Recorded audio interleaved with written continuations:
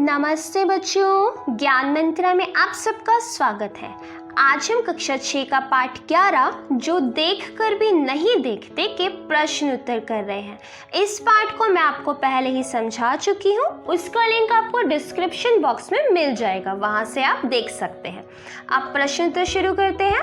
प्रश्न 1, जिन लोगों के पास आंखें हैं वे सचमुच बहुत कम देखते हैं। हेलन केलर को ऐसा क्यों लगता है?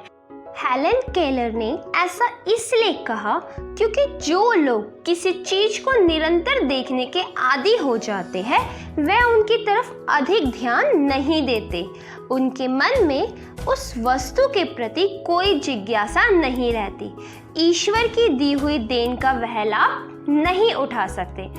बच्चा, जिस चीज को हम नॉर्मली देख सकते हैं अपनी डेली लाइफ में, उसकी उतनी वैल्यू नहीं रह जाती। जैसे कि पेड़ पौधे, चिड़िया, पक्षी, फूल, हम इसे नॉर्मली देख सकते हैं तो हम इसकी खासियत ढूंढने के पीछे नहीं भाग सकते। लेकिन जिन लोगों ने इसे नहीं देखा उनके लिए ये चीज बहुत इम्पॉर्टेंट है, तो वह इनकी खूबियां हमसे ज़्यादा अच्छी तरीके से बता सकते हैं। प्रश्न 2, प्रकृति का जादू किसे कहा गया है? प्रकृति का जादू वह है जो प्रकृति के रूप में नित्य कुछ न कुछ परिवर्तन करता है। प्रकृति अपने रूप के आकर्षण से हमें अपनी ओर जादू की तरह आकर्षित करती है। प्रकृति में विविधता है, अलग अलग वृक्षों की अलग अलग घुमावदार बनावट और उनकी छाल और पत्तियों का होना, फूलों का खिलना, कलियों की पंखुड़ियों की मखमली सतह, बागों में पेड़ों पर गाते पक्षी, कल कल करते बहते हुए झरने, कालीन की तरफ फैले हुए घास के मैदान आदि प्रकृति के जादू है। प्रकृति की सारी ही चीजें अपने आप में हमें रोमांचित करती है। आप तरह तरह के फल फूल देख सकते हो, पेड़ देख सकते हो, पक्षी देख सकते हो कि कितने सारे प्रकार के हमें नजर आते हैं जो हमें अपनी तरफ आकर्षित करते हैं एक जादू की भांति। प्रश्न 3, कुछ खास तो नहीं? हेलन की मित्र ने यह जवाब किस मौके पर दिया और यह सुनकर हेलन को आश्चर्य क्यों नहीं हुआ? हेलन की मित्र जंगल की सैर करके आई थी, लेकिन जब हेलन ने उससे पूछा कि आपने वहाँ क्या क्या देखा तो उसने जवाब दिया, कुछ खास तो नहीं।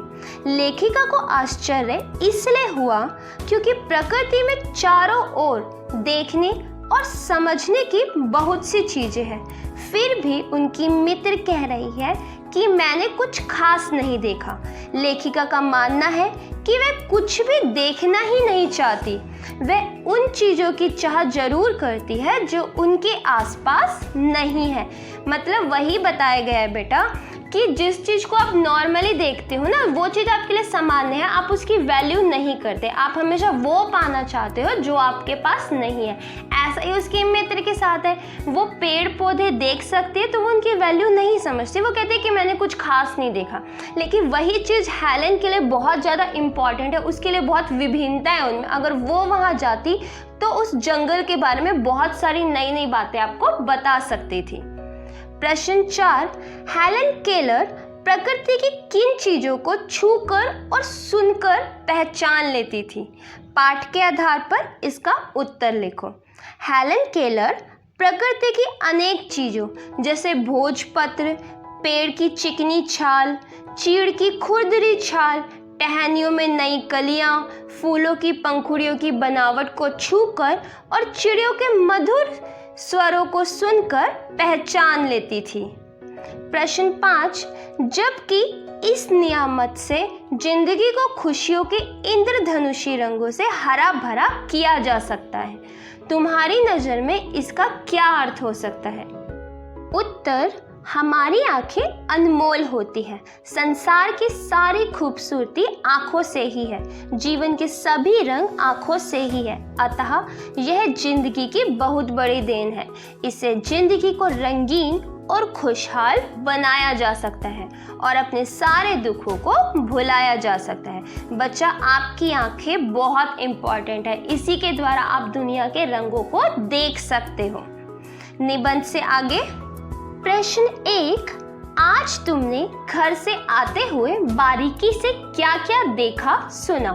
मित्रों के साथ सामूहिक चर्चा करो। बच्चा ये काम आपको खुद को ही करना है, फिर भी मैंने आंसर लिख दिया है, आप इससे आइडिया लेकर खुद अपने आप लिखिएगा। आज जब मैं अपने घर से विद्यालय के लिए निकली तो चौराहे पर कुछ लोगों की भीड़ देखी। वह लोग हाथों में समाचार पत्र लिए हुए किसी गंभीर मसले पर चर्चा कर रहे थे। इतने में मेरी स्कूल बस आ गई। थोड़ी आगे चलकर स्कूल बस भीड़ पर जाम में फंस गई। आगे जाने पर पता चला दुर्घटना हो गई है। एक वाहन उल्टा पड़ा है। वहां का दृश्य देखकर मन दुखी हो गया। लगभग 15 मिनट बाद मैं विद्यालय पहुंची। इसके बाद प्रार्थना में शामिल हुई, फिर कक्षा में गई।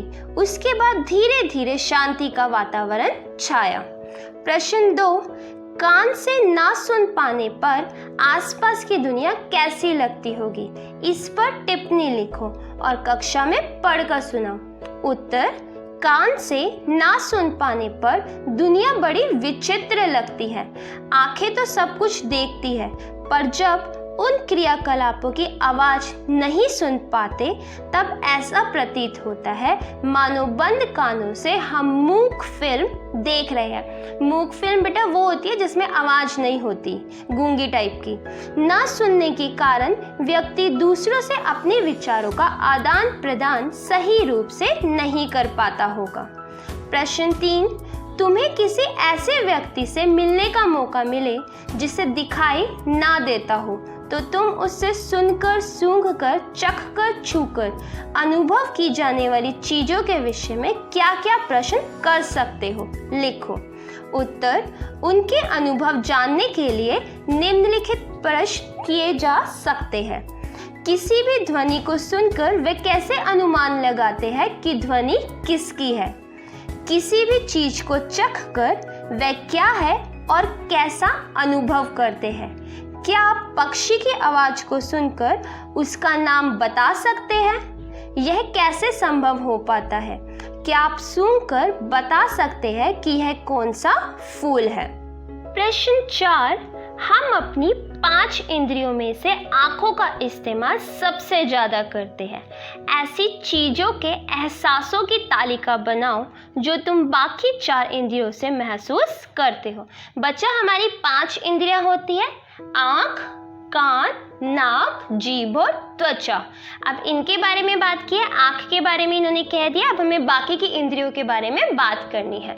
सबसे पहले करते हैं कान के बारे में। कान से हम सुनते हैं, तो सुनकर कोयल का मधुर स्वर, कोए की कर्कश आवाज, माँ की नाराजगी भरी पुकार, गीत सुनकर गायक की पहचान हम आराम से कर सकते हैं। इसके बाद जीभ की बात करते हैं, जिससे हम चखते हैं। सेब या आम की मिठास, अचार की खटास, मिर्च का तीखापन, इमली का चटपटा स्वाद, स्वादिष्ट भोजन, कड़वी दवा, ये सब आप चखकर पता कर सकते हैं। इसके बाद सूंघकर नाक की बात कर रहे हैं। फूलों की गंध, पक रहे भोजन की गंध, गैस का रिसावर था, गैस का निकलना, ये आप सूंघकर पता कर सकते हैं। इसके बाद त्वचा, छूकर पता करना। बर्फ की ठंडक, आग की गर्मी, कपड़े के प्रकार की जानकारी और शरीर का तापमान, ये हमारा हो गया। इसके बाद हम करें कुछ अन्य महत्वपूर्ण प्रश्न उत्तर जो एग्जाम के दृष्टि से इम्पोर्टेंट है। प्रश्न 1, लेखिका ने किसी नियामत माना है, उससे क्या किया जा सकता है? उत्तर, लेखिका दृष्टि को ईश्वरीय देन मानती है। दृष्टि ईश्वर द्वारा दी गई नियामत है, यह साधारण चीज नहीं है। दृष्टि से हम जीवन में कई तरह की खुशियां प्राप्त कर सकते हैं।